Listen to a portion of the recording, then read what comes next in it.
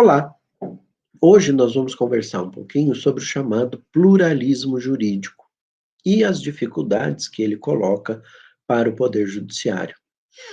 De um lado, é importante a gente lembrar que a sociedade atual é uma sociedade muito mais complexa do que a sociedade que já existiu em tempos anteriores. Ou pelo menos essa é uma impressão que nós muitas vezes temos. No entanto, se é verdade que na sociedade atual possa existir e possa ser reconhecido por vários teóricos a existência de um direito de origem estatal ao lado de direitos de origem não estatal, e com isso seria essencial reconhecer que o Estado não possuiria mais o monopólio da jurisdição, né, da jurisdictio, desse poder de dizer o direito, porque ele conviveria com outras fontes que também seriam legítimas de imposição das normas jurídicas. Nesse sentido, então, nós estaríamos diante daquilo que se denomina como pluralismo jurídico, né?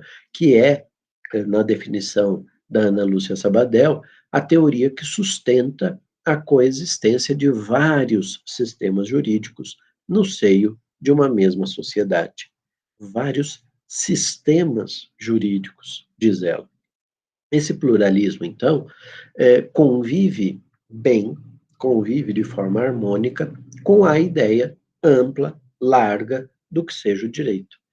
Normas consideradas obrigatórias em um grupo social versus as normas criadas pelas autoridades estatais. Quer dizer, eu teria uma visão mais ampla do que fosse efetivamente esse direito. Isso não é muito bem aceito por adeptos do chamado monismo jurídico, né? Esses enxergam que o Estado é a única fonte válida do direito. E trata-se de um modo que teve enorme aceitação no passado, enorme número de adeptos, e que, inclusive, é responsável, quando a gente lê, por exemplo, o artigo 4º da Lei de Introdução às Normas do Direito Brasileiro, e vemos lá que, na hipótese da lei ser omissa, o juiz deve se socorrer da analogia, ou seja, ele deve continuar preso à lei, à norma, para ver o que o Estado dispôs num assunto semelhante àquele outro, a respeito do qual o legislador nada disse, para proceder, então, a essa analogia e adaptar a legislação a essa realidade nova. Muitas vezes, o avanço da tecnologia cria uma situação que até então não existia, por isso que o legislador não teria pensado nela. Outras vezes, porque o legislador entendeu que bastava legislar sobre a situação mais geral e as outras poderiam ser alcançadas mesmo por analogias, né? Mas só depois da analogia é que o nosso legislador deixa um espaço aberto, por exemplo, para a possibilidade do juiz resolver os litígios com base no costume. Então, há como apontar ao Ehrlich uma, vamos dizer assim, uma secundarização dessa fonte. O direito costumeiro fica com uma fonte secundária do direito, né? E isso é corroborado, por exemplo, pelo artigo 367 do Código de Processo Civil, artigo 367, que determina que aquele que alegar a aplicação do direito municipal, estadual ou estrangeiro, não é isso que me interessa, mas também do direito consuetudinário, e aqui é que vem o meu interesse por essa temática, teria que fazer prova do seu teor e da sua vigência. Logo, o nosso legislador, preso a esse aspecto dogmático, a essa posição mais tradicional, monista do ordenamento jurídico, coloca aquilo que se verifica na sociedade, que acontece na sociedade, numa posição secundária, numa posição quase de segunda categoria, de segunda classe, né? No âmbito, por exemplo, do direito internacional público, isso não acontece.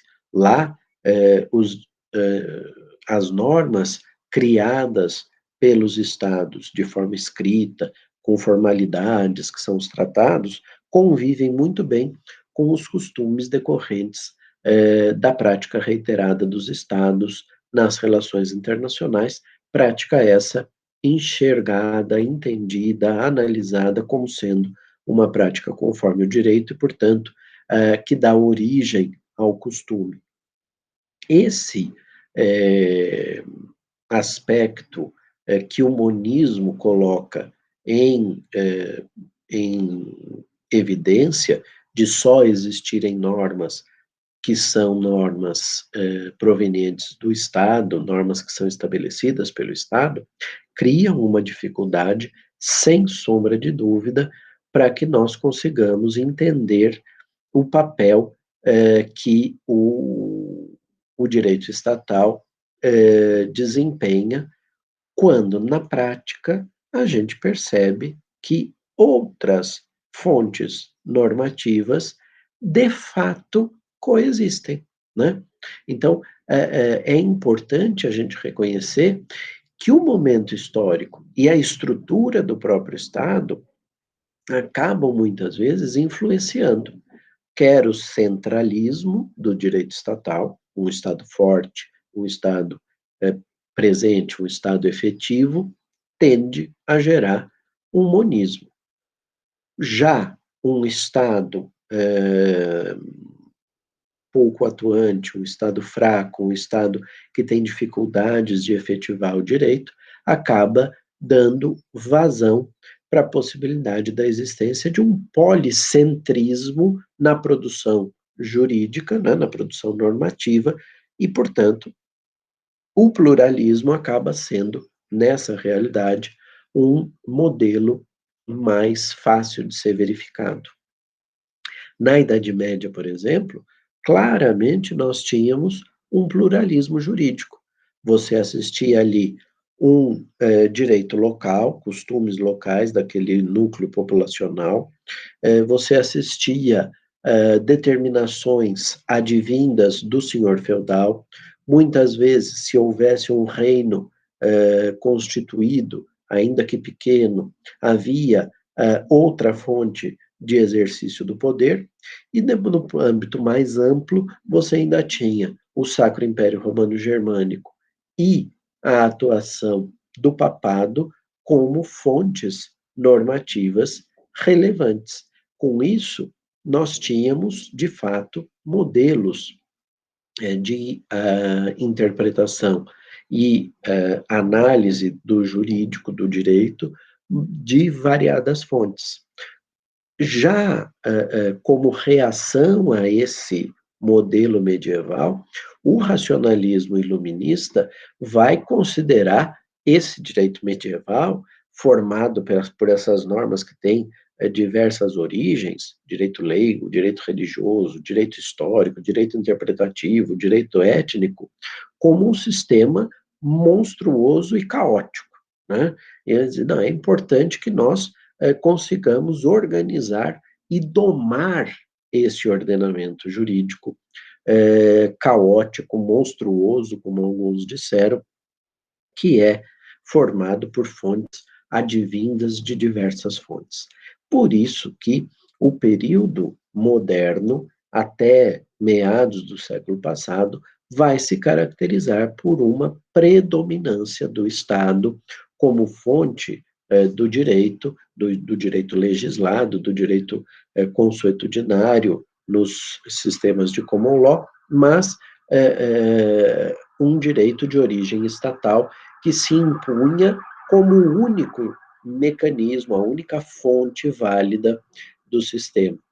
Mas, mais recentemente, por inúmeras razões, há quem enxergue no ordenamento jurídico, nos sistemas dos estados, uma pluralidade e, portanto, uma recolocação do problema do pluralismo jurídico e, existem pelo menos 4 teorias que procuram explicar o pluralismo jurídico, mas isso nós vamos ver na nossa próxima e última aula desse curso.